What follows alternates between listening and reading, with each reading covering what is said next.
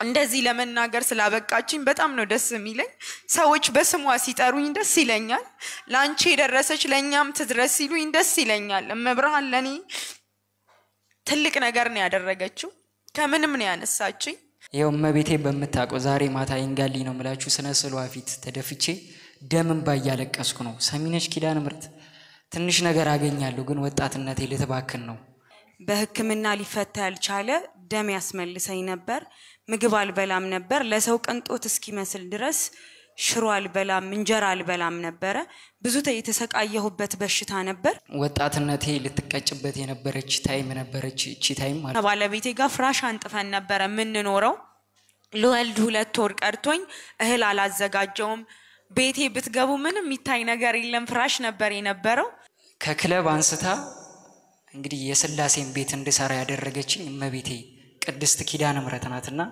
በ2 ወር ውስጥ ቤቴ በበረከት ሞልቶ ሁሉ ነገር ተሟልቶ እንደኔ ጠላቶቻችሁ ምቀኞቻችሁ ሲመጡ ምታሳፍርላችሁ እናት መብርሃን አሁንም ትኑራችሁ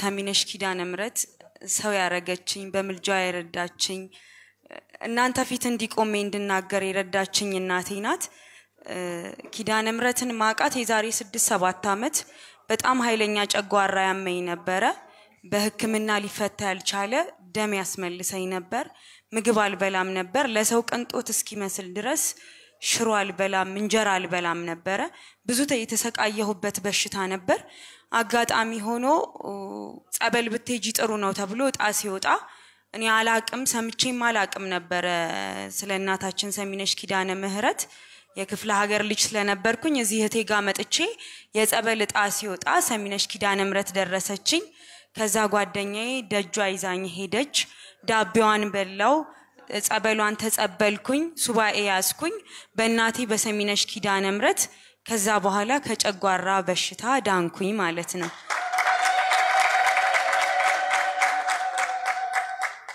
እመብርሃን ክብር ምስጋና ይግባት ያው የሰው ልጅ ፈተና ያቆምም ከዛ በኋላም ባለፈው መጥቼ ተናግሬያለሁ አብዛኞቻችሁ የምታውቁኝ በቲክቶክ ገጼ ነው የሰው ልጅ ያው ቲክቶክ ላይ ሲሄድና ብዙ ቫይራል ሆኖ ማስታወቂያው ሲሰራ የሆነ ነገር ሲሄድ የሰው ልጅ ይሞላለት ያለው ነው የሚመስለው እኔ አሁን የመጀመሪያ ልጄ 9 ወሯ ነው ለእናቴ ለኪዳነ ምሕረት ነው ክርስትና መጥቼ ደጇ ላይ ሰጠሁት ያንንም ያደረኩት ልጄን እርጉዞኝ በጣም ተቸግሬ ነበር ከጓደኞቼ በታቾኝ ነበር በሰዎች ተገፍቼ እምሰራው አጥቼ እምበላው አጥቼ እምለብሰው ሁላ እስካጣ እኔም ቤተሰቦቼም በጣም ትልቅ ችግር ውስጥ ነበርን የ7 ወር ወደ 8 ወር ልደርስ ስል ወደ እናቴ ወደ ኪዳነ ምሕረት ወደ ደጇ መጣው ታናሽ ወንድሜ ነበር ማለት አንቺ ከዚህ በላይ መሆን ነበረብሽ ምን ነክቶሽ ነው ለብዙ ስንጠብቅሽ እንዲው ባክነሽ ቀረሽ ሲለኝ እመቤቴ ጋር ልሂድ የትራንስፖርት ፈልግልኝ እንደው ደርሶ መልስ እንኳን መሄጃ ፈልግልኝ ደጇን ከረገጥኩ ነገሮች ይስተካከላሉ ብቻ ለደጇ መብቂያ 500 ብር ፈልግልኝ ብዬ ታናሽ ወንድሜ 500 ብር ፈልጎልኝ በ16 ጉዞ ነበር ቲክቶክ ላይ አይቼ ወደ እናቴ ወደ ኪዳነ ምሕረት ወደ ደጇ መጣው ሆዴን ያን ያየ ነው የሚያቀኝ ሆዴን እንዴት ነው የሚባለው ሆዴ በጣም ትልቅ ነበር የ8 ወር ነፍሰ ጡር ነኝ ብቻዬን ነበር ወደ ደጇ የመጣሁት አመኜ ነው ወደ ደጇ የሄድኩት ምንም ነገር አልነበረኝም ማርያምን ነው ምላችሁ ምናልባት እዛ ደጇ ላይ ሰዎች ሲያዩኝ በቲክቶክ በጣም ተታወቅ ስለነበረ ያለኝ የሆነ ነገር ምናምን ነበር ምመስለው እኔ ግን ደጇ ላይ ስደርስ ምንም ነገር እምበላው እንኳን 7 ወር 8 ወር ድረስ ብቻ በጣም የሚያስጠላ ችግር ውስጥ ነበርን እኔም ቤተሰቦቼም ቤት ፈርሶባቸው ደጇ ግን ደርሼ አመኛት እናቴ ሆይ ህይወቴን ካስተካከልሽ እህልም አላስፈጨውም ቤቴ ባዶ ነው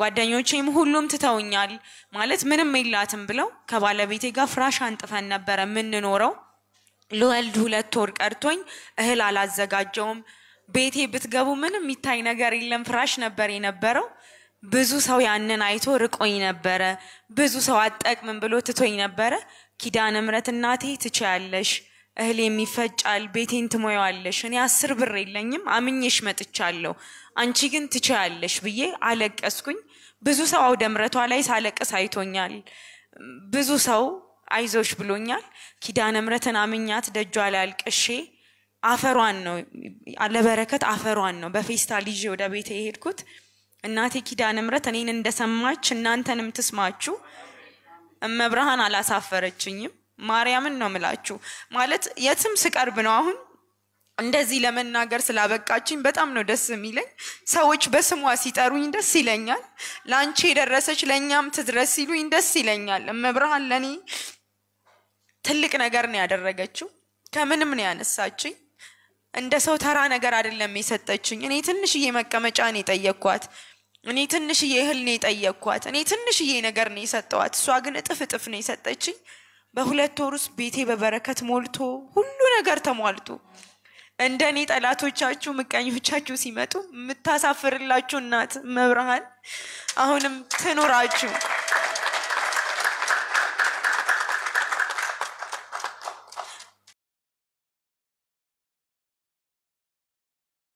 ማርያምን ሊጠይቁኝ የመጡት ሰዎች አብዛኞቹ ስለ ቤቴ ስለ ህይወቴ ተነግሯቸው ህይወቴን ለመመዘን ነበር የመጡት እመብርሃን ግን አሳፈረቻቸው በመጡበት ቀጥ ብለው ነበር ሄዱት ተሰርቶላቸው በልተው ቤቴን አይተው ደንቋቸው እንዴ እንደዚህ ነው እንዴ የምትኖረው እንደዚህ ነበረች እንዴ ተብዬ ነው የሄድኩትና ኪዳነ ምሕረትን ምን ብያት ነበር እውነት ነገሮቼን ካስተካከልሽ ልጄን ይዤ መጥቼ በደጅሽ ክርስትና ላንቺ ሰጥሻለሁ እኔም ላንቺ ነው የተሰጠሁት ልጄንም ላንቺ ነው የምሰጠው ብዬ ከዛ በኋላ ልጄ ተወልዳ ክርስትና ይዤ መጥቼ በደጇ በኪዳነ ምሕረት አስነሳው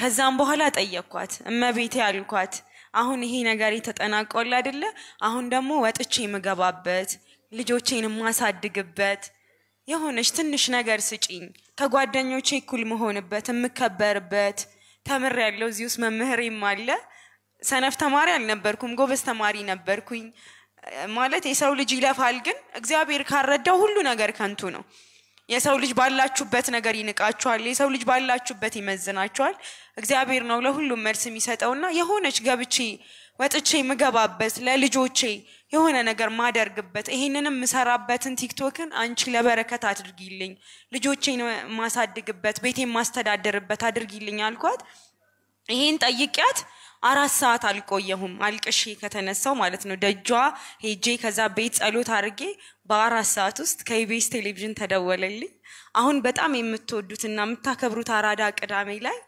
እንድሰራ ይፈቀደችልኝ እናቴ ኪዳነ ምሕረት ናት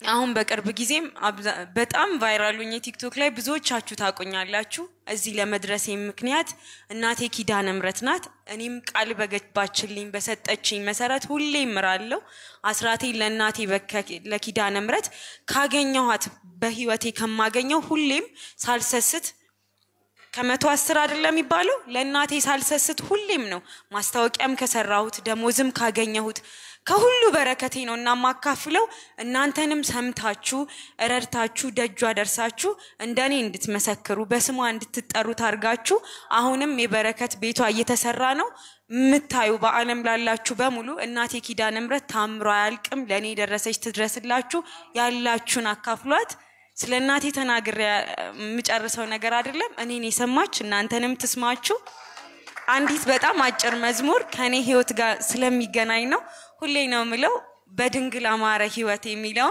ለኔ ነው የተዘመረው የኔ መዝሙር ነው እኔ እንደዛ ብዬ ነው ማምነውና እሷን አጭር ወረባን ብለን ከዛ ወርዳለሁ በድንግል አማረ ህይወቴ በማርያም አማረ ህይወቴ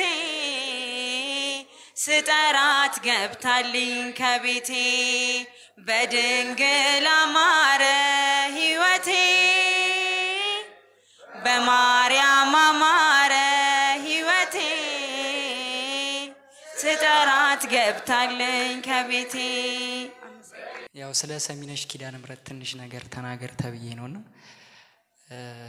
ለኔ ማለት ሰሚነሽ ኪዳነ ምህረት ያው እንግዲህ አጭር ነው ባጭሩ ነው ምነግራችሁ ማለት ሰዓት አይበቃኝም ጠቅሼ ለኔ እንደ እናትም እንደ አባትም መጠራባት ሰሚነሽ ኪዳነ ምህረት ናት ያቡማን ሲባል ሰሚነሽ ኪዳነ ምህረት ነው የሚባለውና ለዚህ ክብር የበቃውትም የዛሬ አመት በዚህ በመጋቢት ወር ነበረ ወጣትነቴ ልትቀጭበት የነበረች ታይም ነበረች እቺ ታይም ማለት ነው በጣም የክለብ ላይፍ ውስጥ ነበርኩ ማለቴ የክለብ ላይፍ ሲባል አንድ ቀን ሄዶ የዛሬ ሳምንት እንደመሄድ ሳይሆን ቀን በቀን ነበር ክለብ ውስጥ ማድረው ሙሉው ቅዳሜ ገብቼ ቅዳሜ 9 ሰዓት ወይ 8 ሰዓት ገብቼ እሁድ ጧት ነበር ሞተው ማለት ነው እና በዚህ ባብይ ጾም ላይ የዛሬ አመት አንድ ጓደኛዬ ደውሎልኝ ማያቀዳው ደወለልኝና ሰሚነሽ ኪዳነ ምህረት የምትባል ገዳም አለችና ለምን ሂደን አናያትም ምናምን አለኝ የነገረኝ ዛሬ ነው ነገውኑ ነው ተነስተን ይሄር ነው ማለት ነው ወደ ሰሚነሽ ኪዳነ ምህረት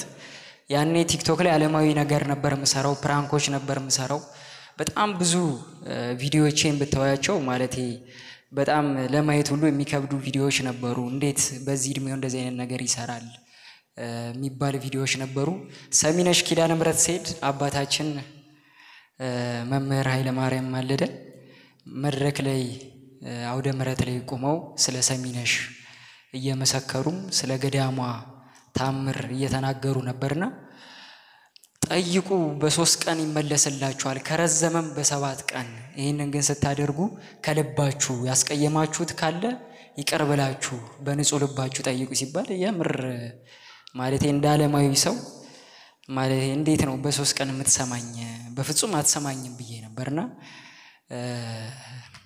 ሰሚነሽ ኪዳነ ምህረት ላይ ስትሄዱ ዋርካ ቅዱሳን 360 አባቶች የተሰወሩበት የዋርካ ዛፍ አለ በማርና በጠጅ ያደገው እዛ ጋር ሄዳችሁ መገበሪያ ሰፍራችሁ ኪዳነ ምህረትን ተማጸኗት ሲሉ ዝም ብዬ ባዶ ግሬን ብቻዬን እሳቸው ያስተማሩ ሄድኩና ማንንም ሰው ሳይመጣ ይሄው መቤቴ በመታቀው ዛሬ ማታ ይንጋሊ ነው መላችሁ ስነስሉ አፊት ተደፍቼ ደምን ባያለቀስኩ ነው ሰሚነሽ ኪዳነ ምህረት ትንሽ ነገር አገኛለሁ ግን ወጣትነቴ ልተባክን ነው እንደምታውቁ ሶሻል ሚዲያ ላይ አሁን በዚሁ በማስተዋወቂያም ስራ በላይቭ ጌም ምጮት ነበርና ትንሽ ነገር አግኝቼ ያው ከቤተሰብ ማስቸግሬ ብቻዬን መኖር ከጀመርኩም አሁን ወደ 8-9 ወር ሆኖኛልና የመጀመሪያው ወር ላይ ነው ይሄ ነገር የተከሰተብኝ ብታምኑም ባታምኑ በሶስተኛው ቀን ተደውሎልኝ ማያቅ ኮሜዲያን እሸቱ ጋር ማቃት አንድ ወዳጄ ደውላልኝ ካራ መስቀለ ሰላም ቅድስት ስላሴ የሚባል ካራ ቆሬ ላይ እኮ ስላሴ ቤተክርስቲያን አለ ለምን ሂደ ዝም ብለ አታያቸው ያው 400 ሺህ ፎሎወር ነበርኝና ዝም ብለ መታግዛቸው ነገር ካለ ሂድና ሰማቸው አለች እግዚአብሔር በሚያውቀው ሰሚነሽ ናት ወደዛ ይመራችኝ የኔ የመንፈሳዊ ህይወቴ ከዛ ነው የጀመረውና ከክለብ አንስታ እንግዲህ የስላሴን ቤት እንድሰራ ያደረገችኝ እመቤቴ ቅድስት ኪዳነ ምህረት ናትና እሷን አመስግኑልኝ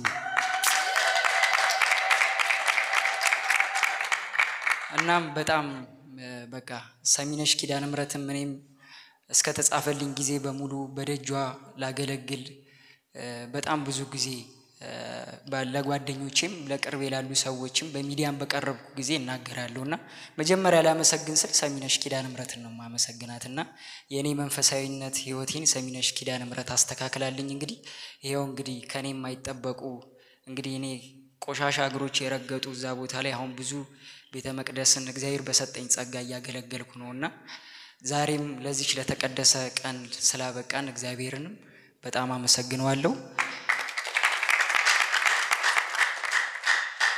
በዚህ አጋጣሚ የገዳሙን አስተዳደር መምህር ኃይለ ማርያም ማለደን ሳላመሰግናቸው ወርድ እንደ ንፉግነት ይቆጠርብኛል ማለቴ አባቴ በቃ አባት ታውቃላችሁ ለኔ በጣም ብዙ ነገር ያደረጉልኝ ማይሆን ነገር ሳይውብኝ እንደሌላ እንደ ባዳ ሳይሆን እንደ አባት እየተቆጡ እዚህ አድርሰውኛል መምህር በጣም አመሰግናለሁ ይሄ የምታዩት ጎራው ገበየው ግንባሩን በጥይት ሲመታ ብዙ ደም ፈሶ ስለነበረ ይሄ ደም የተጠረገበት ነጠላው ይሄ መቤታችን ድንግል ማርያም የተገለጸችበት ስፍራ ነው ይሄም እንደዛው ብዙ ፍየሎችን የጨረሰ ወደ 300 አካባቢ የፈጀ ነው። ይሄ ነው 470 ታምረ ማርያም 470 ፍየል የፈጀ የእመቤታችንን ታምር ያዘ ነው። ሱባኤ ገብቶ ንስሐ ገብቶ ጾም ስግደቱን ጨርሶ ንስሐ አባቱ ጸሎተ ንስሐ ፍትሐ ዘወልድ ደግመውለት የማይሰራ ኃጢአት እግዚአብሔር ይፍታ የተባለ ምእመን መጥቶ ዋሻ ቢገባ በ3 ቀን ድንግል ማርያምን አግኝቷት ይሄዳል። እመቤታችን ቤተ መቅደሷ በንብ ነው የሚጠበቀው። እምነቷ ማር ነው።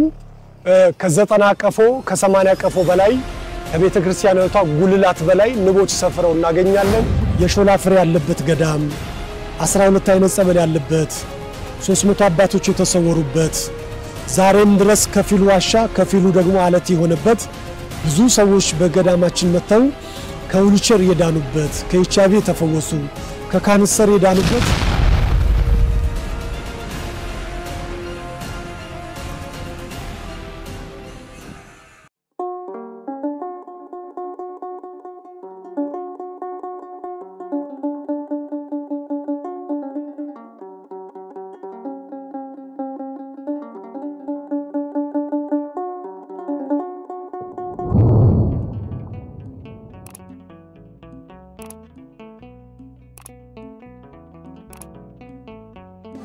በስመ አብ ወወልድ ወመንፈስ ቅዱስ አሐዱ አምላክ አሜን።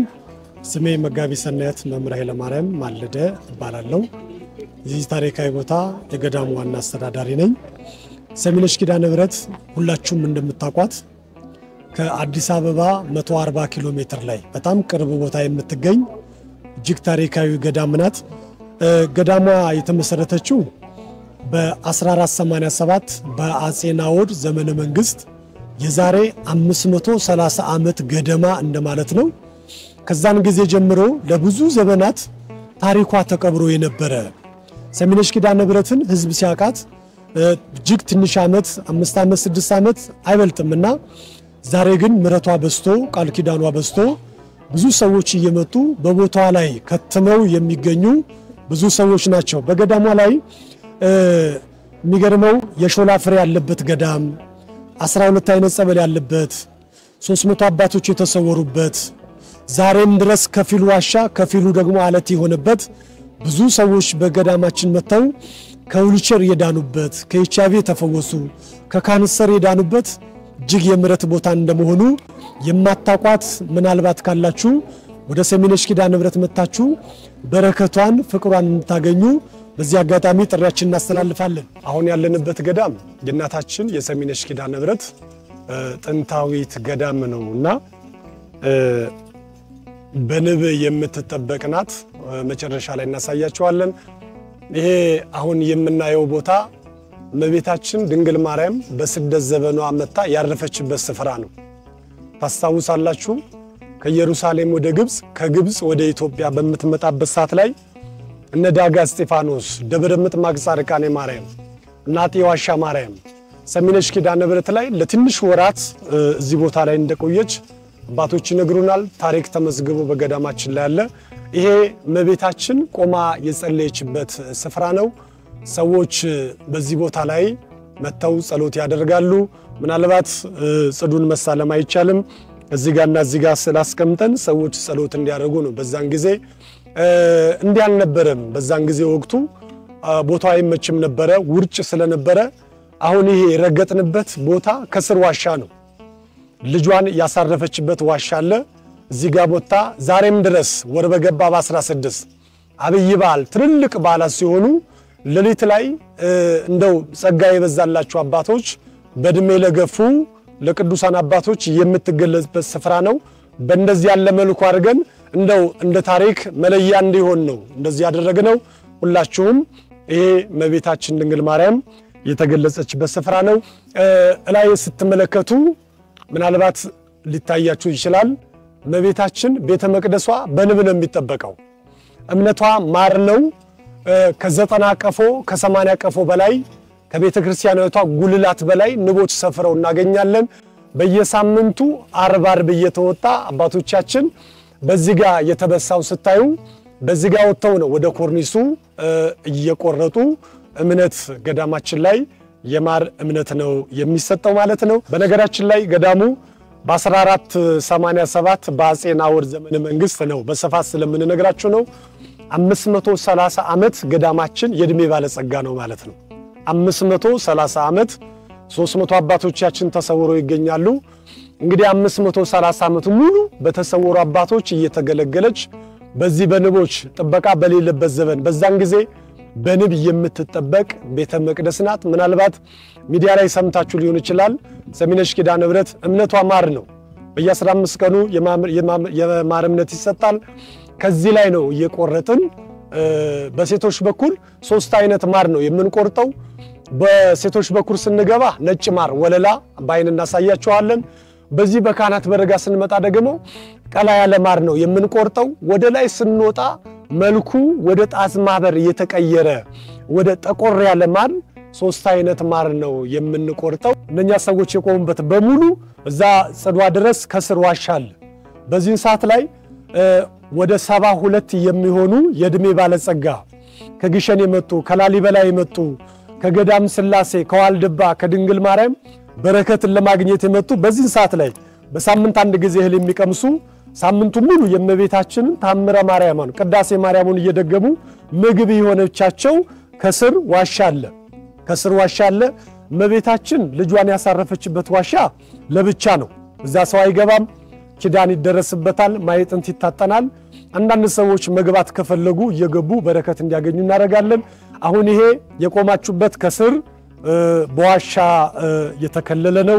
2 አይነት ዋሻ አለና በዚህ በቤተልሔም በኩል አባቶች ብቻ የሚገቡበት ዋሻ፣ በዛ በኩል ደግሞ ቅድም በመትገቡበት ደግሞ ማንኛውም ሰው ሱባኤ ገብቶ ንስሐ ገብቶ ጾም ስግደቱን ጨርሶ ንስሐ አባቱ ጸሎተ ንስሐ ፍትሐ ዘወልድ ደግመውለት የማይሰራ ኃጢአት እግዚአብሔር ይፍታ የተባለ ምእመን መጥቶ ዋሻ ቢገባ በ3 ቀን ድንግል ማርያምን አግኝቷት ይሄዳል።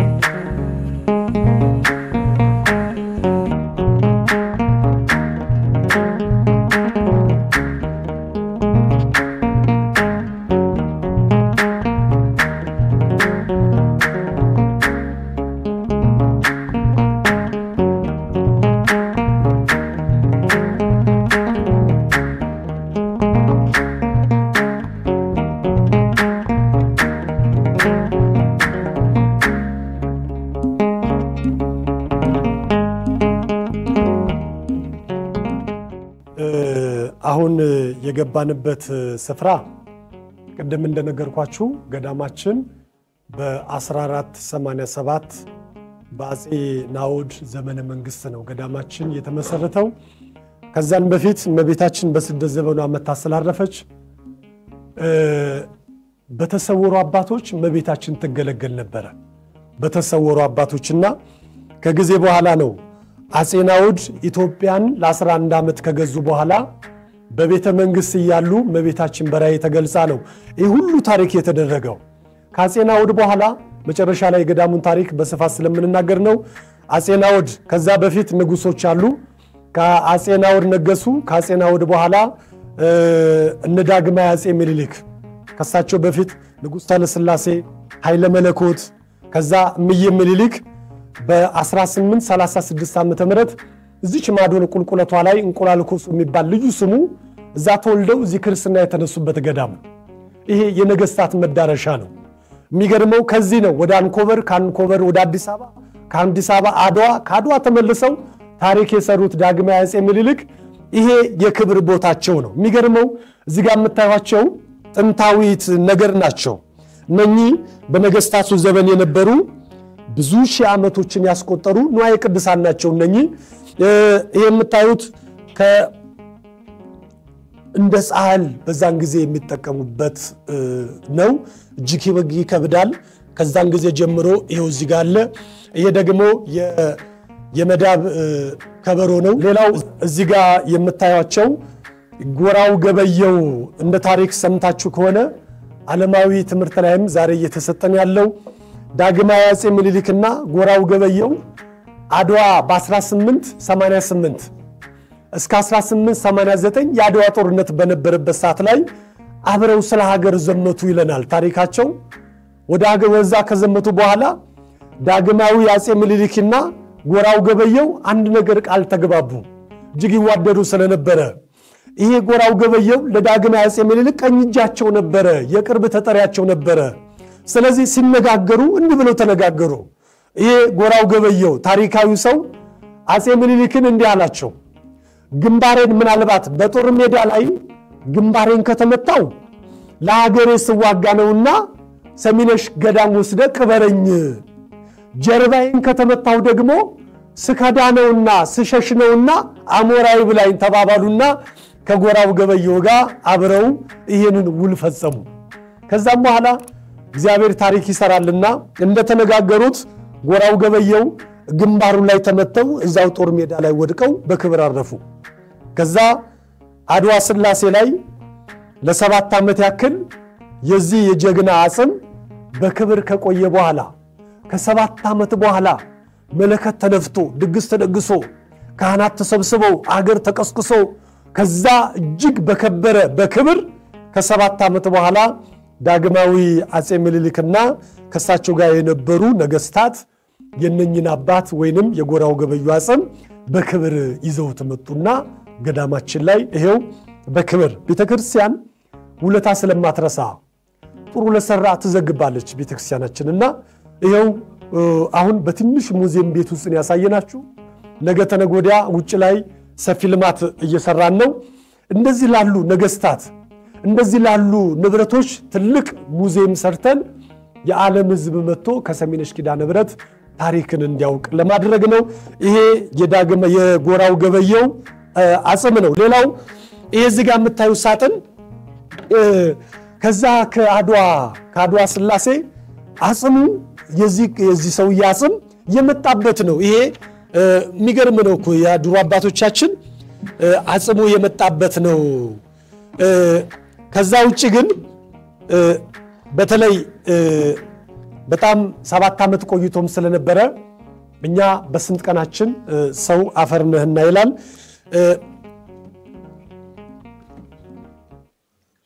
ይሄ የምታዩት ጎራው ገበየው ግንባሩን በጥይት ሲመታ ብዙ ደም ፈሶ ስለነበረ ይሄ ደም የተጠረገበት ነጠላው ወሃልነካው ኦሪጂናል የሆነ ነጠላ ከግንባሩ ላይ ደሙ ተጠርጎ እንደዚህ ቁልጭ እንዳለ ወደ መቃብርም ሳይገባ በዚህ መልኩ ይዘው ተመተው ዛሬ ቤተክርስቲያናችን የዚህን የጀግና ሰው አጽም በዚህ መልኩ ተገልጻለች ማለት ነው። እዚህ ጋር ደግሞ ስንመጣ የብራና መጻሕፍቶች ናቸው። ብዙ ጊዜ ገዳማችን የተለያዩ የኢትዮጵያ ገዳማት እንደዚህ ያሉ መጻሕፍቶች ያስፈልጓቸዋል። ይሄ ወደ 270 ፍየል የፈጀ ብራና መጽሐፍ ነው። ሃይማኖተ አበው ይባላል። የአባቶቻችንን ታሪክ ያዘነው በብራና እጅግ በጸሎት አባቶቻችን እግዚአብሔር ሚስጥሩን ገልጾላቸው ጽፈው ለገዳማችን ያበረከቱ ከላይ የተለያየ ነገር ስለምናደርግበት ነው ኦሪጂናሉን የሚገኘው። ይሄ ደግሞ ወንጌል ነው።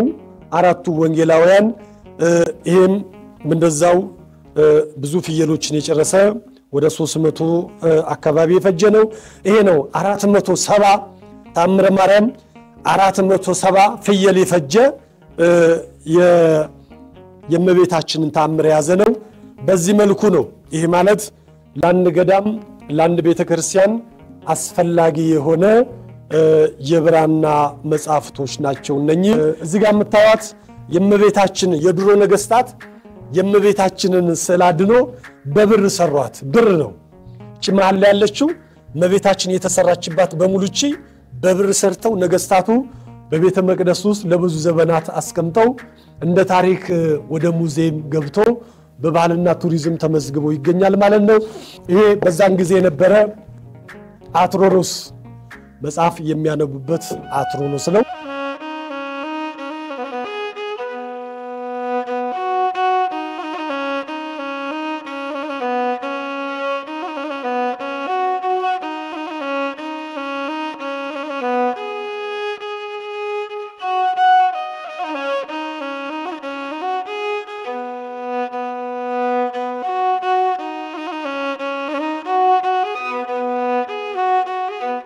አሁን የገባንበት እንድትገቡ ያደረኳችሁ ቅድም ጽዱጋ ሆነን ስናይ ቤተ መቅደሷ በንብ ነው የምትጠበቀው ብለን ነግረናችሁ ነበረ። አሁን በየዓመቱ ገዳማችን ላይ 2 አይነት ማር 3 አይነት ማር ነው የምንቆርጠው። ከሴቶች በር ላይ የምንቆርጠውና ከወንዶች በር ላይ የምንቆርጠው ነው ማር የምናሳያችሁ። ይሄ የማሳያችሁ ነጭ ማር ነው።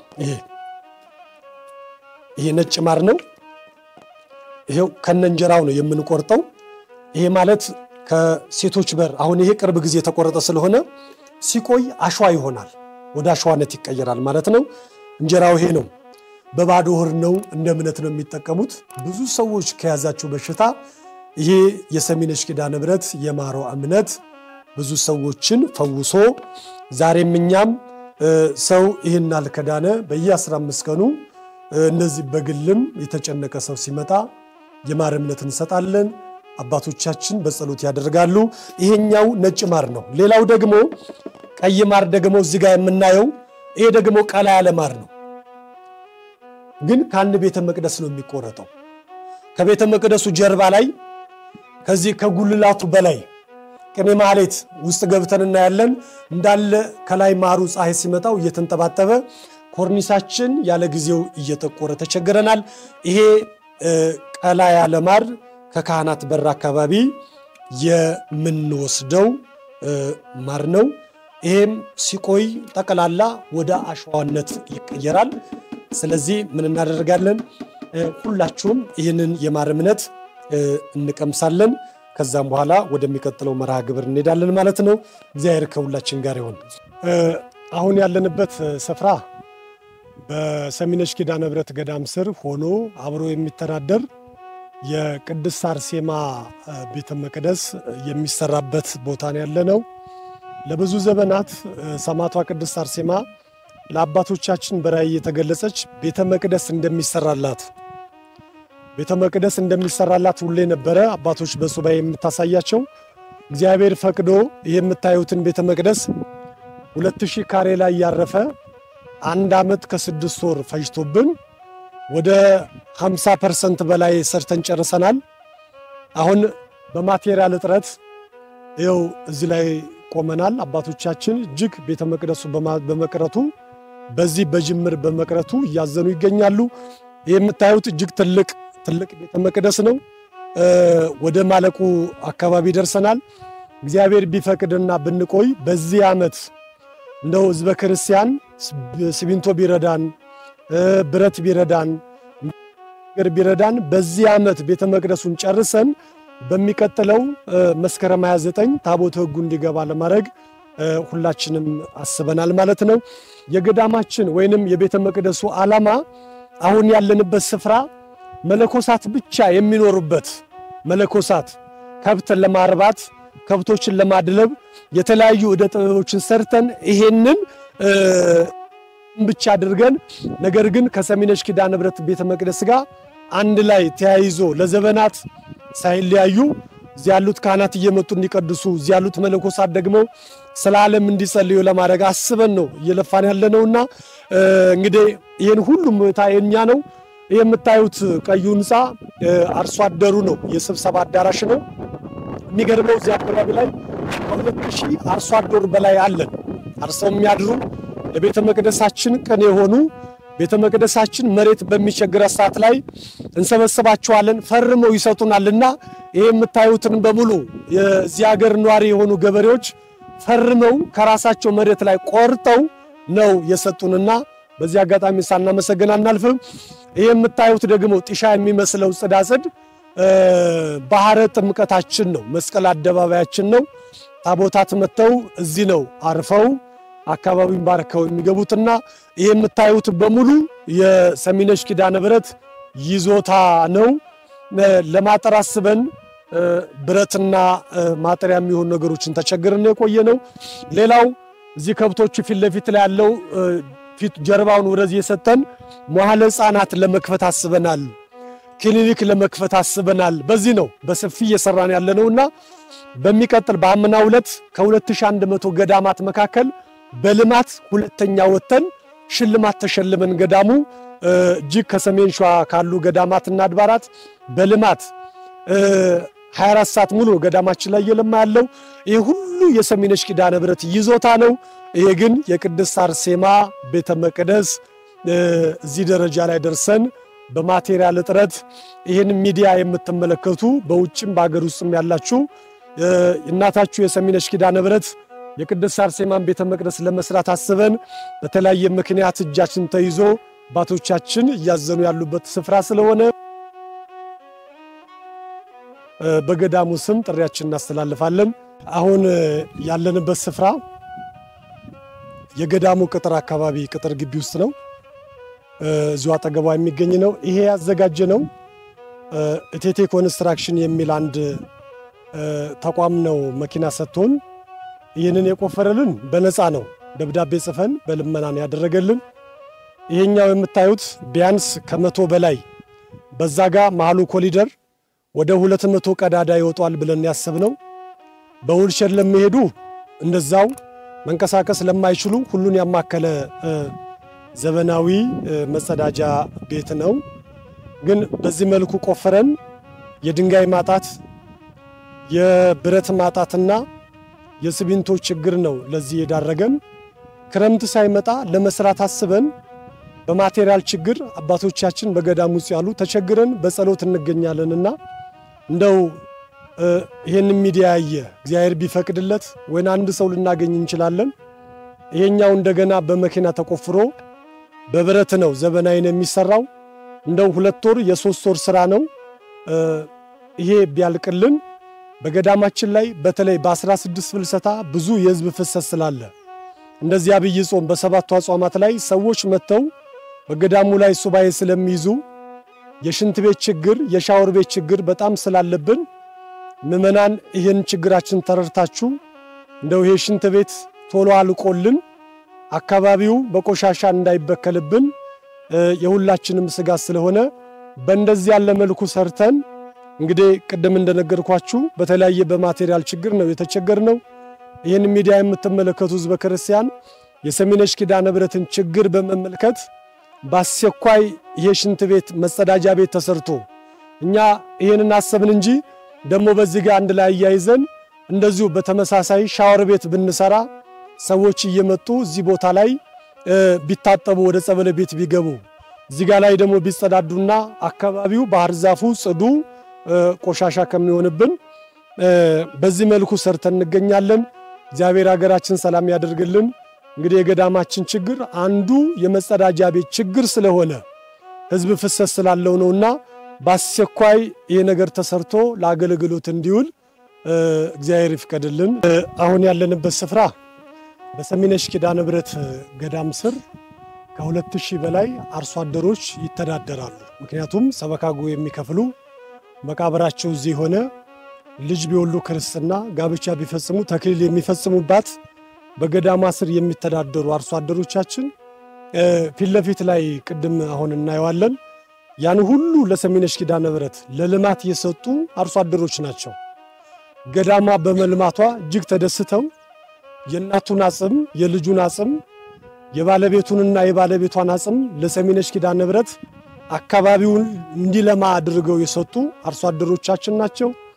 ገዳሙ ደግሞ የነሱን ደግነት የነሱን ለልማት ያላቸውን አስተሳሰብ ገዳማ ብትለወጥ ምን ያህል ደስ እንደሚላቸው አርሶ አደሮቻችን ሁሉ ጊዜ በስብሰባ ስለምናገኛቸው ያንን ለልማት ስለሰጡን ገዳሙ ደግሞ በዛ ምትክ ሰው ኖሮ ከመቃብር ስለማይቀር ምንም ነገር እንዳይቸገሩ ይሄ የምታዩትን ፉካ ከታች ከዚህ ነው ከዳገት ነው የተነሳ ነው።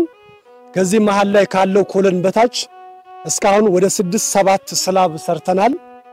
ከዚህ ደግሞ ከዚህ ከህንጻው ከተራራው ጋር ለማገናዘብ ነው እስከዚህ ድረስ ይወጣና ከዚህ በላይ ደግሞ ቤቶች ይዋቀራሉ ለእያንዳንዱ አርሶ አደር 10 ፉካ ገዳሟ ሰርታ በነፃ ምክንያቱም ለልማት የሰጠን በነፃ ስለሆነ ለሁሉም ነገር ገዳሙ አርሶ አደሩ ከገዳሟ ጎን ስለሆነ ቀና የሆነ አስተሳሰብ እጅግ የሚገርም ገበሬ ስለሆነ ለነሱ የሚሆን ገዳሙ ሲሚንቶ አውጥቶ ብሎኬት አውጥቶ ሰራተኛ ቀጥሮ ይሄንን የመሰለ ህንጻ ሰርቶ መጨረሻ ላይ ከሁለት ወር በፊት ይሄ ጠቅላላ አልቆ አሁን ይው ለሲሚንቶ ይሄን አርማታን ሞላለን ሁለት ስላብ ይቀርናል ከዚህ በኋላ ከዛም በኋላ ከላይ ቤት ሰርተን እንደገና ደግሞ ከላይ ቤቱ ላይ እንደዚሁ ቤት ሰርተን ፉካ ሰርተን እንግዲህ ወደ ከፋሲጋ በኋላ ሁሉም ገበሬ ጠርተን እያንዳንዱን ራሳቸውን ሰበካጉ ራሳቸውን ኮሚቴ መርጠን ገበሬው ለገበሬ እንዲሰጥ እኛ ሰርተን ለአርሶ አደሩ ነው የምናስረክበው ይሄ ለአርሶ አደሮቻችን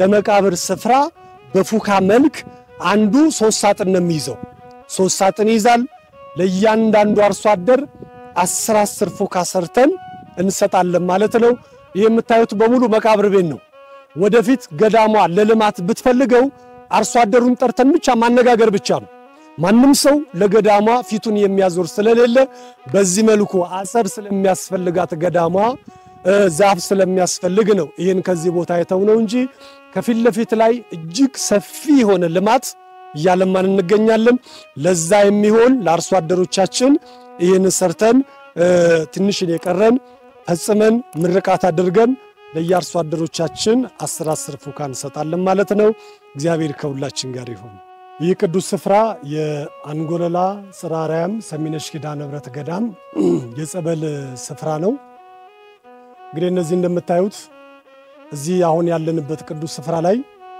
12 አይነት ጸበሎች አሉ ሁሉም የየራሳቸው ክፍል የየራሳቸው ማጥመቅ ያላቸው የነዘራ ብሩክ ስንፋሰ ክርስቶስ የነ ቅዱስ ገብርኤል የናታችን የሰሚነሽ ኪዳነ ምሕረት ገዳም ከሰሚነሽ ኪዳነ ምሕረት ጸበል ውጪ ሁሉም ጸበላት በየወራቸው ወይንም ሰው የሚፈልገውን ጸበል ከፈቱልኝ በሚልበት ሰዓት ላይ የምናስተናግድበት የጸበል ስፍራ ነው እዚህ ቤት ውስጥ ወይንም እዚህ ቅዱስ ስፍራ ላይ ራሱን የቻለ የሚያጠናባት ራሱን የቻለ ጸበል ብቻ የሚያስተናግዱ ራሱን የቻለ ገዳሙ ሰዎች መድቦ ሰው በማንኛውም ሰዓት በሚመጣበት ሰዓት ላይ ጸበል ቤታችን ክፍት ነውና ይኸው እንዲህ በመታዩት መልኩ አሁን ጸበሎች ይቀዳሉ ሰው አስቀድሶ ሲወጣ ቀጥታ ይመጣና ጸበሉ ላይ ጀሪካቸው ላይ ስማቸውን እየጻፉ እያነበበ የየራሱን ጸበል እየወሰደ ከቅዳሴ በኋላ ለትንሽ ደቂቃ ክል ጸበሉን የሚጠጣበት ስፍራ ነው ማለት ነው አሁን ያለንበት ስፍራ